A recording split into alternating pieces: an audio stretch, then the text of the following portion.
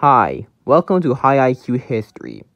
In this series, I'll be covering history from military as well as civilian, obscure or mainstream, anything that I'm interested in. So I hope you guys enjoy this video, and that's pretty much it.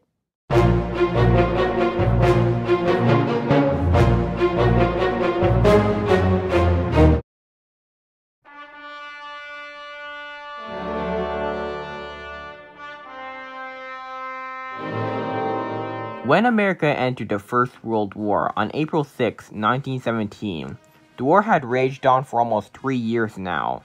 But as America is getting ready to send its troops to war, the country needs to modernize itself fast, as with the exception of small arms, many of the American equipment were either inferior to their European counterparts or in very few numbers. But what America lacked were steel helmets. During the war, steel helmets started to make a comeback, starting in 1915 with the Adrain helmet.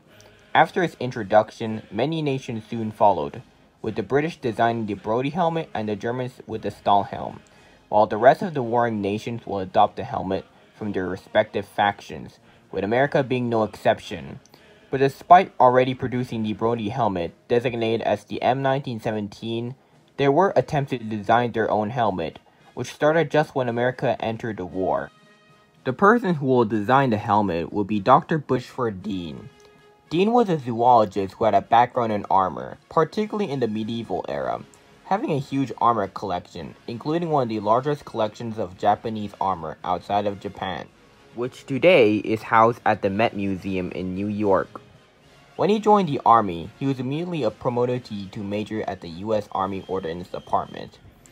He and his team will design helmets using British, French, and even capture German helmets for reference.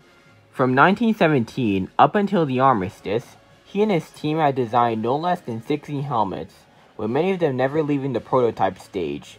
But to simplify, we'll be looking at 5. The first helmet we'll be taking a look at is the Model 2, or the M2 for simplicity's sake, which, fun fact, didn't appear in Dean's own book, as well as the other books on this subject. Designed in June 1917, it was a loose mix of classical Greek and medieval Italian helmets. The M2 aims to protect all sides of the helmets, with the design featuring the same 3-layer pad system as the Stahlhelm. 2000 would be produced by the Ford Motor Company for field testing. When tested, it proved to be satisfactory, being comfortable to wear and had a decent ballistic protection.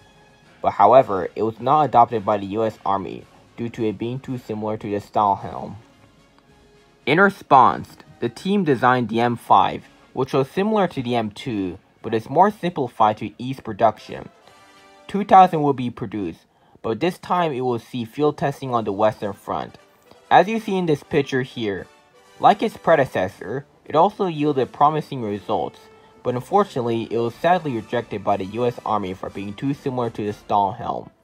But in the late 1930s, the M5 was reconsidered, but was ultimately rejected in favor of the M1917A1.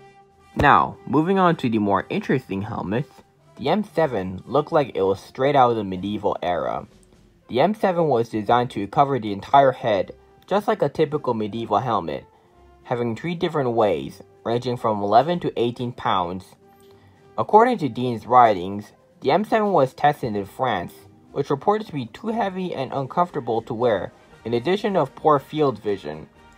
The M7 would influence the M8, which had the same feature of protecting the wearer's face as the M7, but uses the same helmet shape as the M5, with the additional slits to give the wearer a better vision. About 1,300 helmets were produced, but was never used, as the war ended before it could see any field testing. Last but not least is the Liberty Bell. Unlike the other helmets mentioned, it doesn't feature any numbering system, which some began to speculate that it was a Model 1, but there is no evidence to confirm it. Even the name of the helmet itself is shrouded in mystery, as it was commonly believed to be named the Liberty Bell due to its bell-like shape, while some cite that the name came from a Stars and Stripes magazine, which featured a Liberty Bell embellished on the helmet.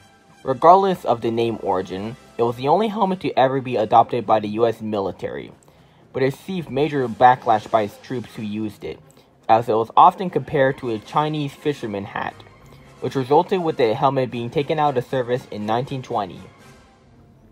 Overall, the U.S. helmet program was an overall failure, with the helmets never got out of its prototype stage, too impractical for modern use, heavy backlash from its troops, or rejected outright for being too similar to another helmet despite having good results. The Brodie helmet would continue to see service with the U.S. Army up until 1942 with the introduction of the M1 pot helmet. But it wasn't all a complete waste, as coincidentally or intentionally, the Swiss adopted the M1918 helmet, which looked eerily similar to the M5, and I have a theory that the M5 may be a precursor to the M1 pot helmet. But that's just a theory. Hey gang, I hope you guys enjoyed this video, and I didn't list all the helmets in this video, and if you want to learn more, sources are cited in the description below. Be sure to subscribe to more obscure and mainstream content.